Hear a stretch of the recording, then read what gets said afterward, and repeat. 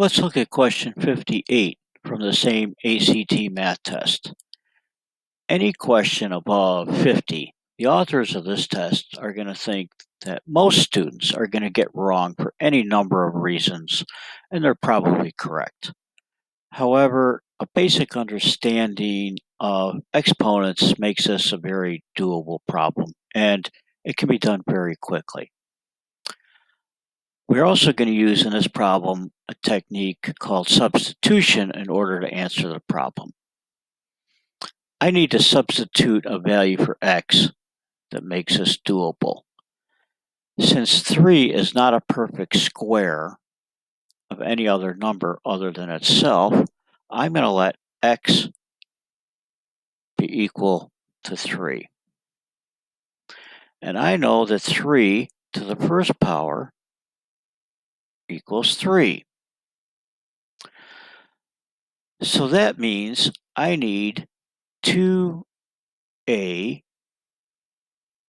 equal to 1.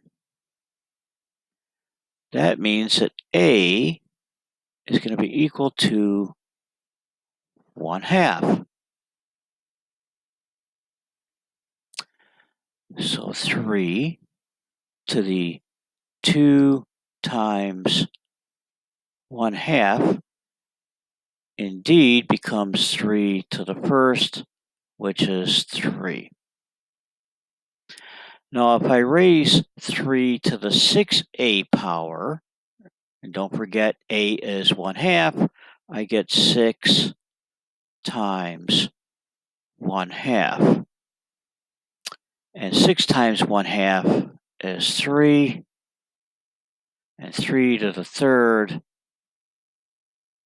is 3 times 3 times 3 is 27, which means that K is my correct answer. Pretty easy for this being question 58 on the ACT math test.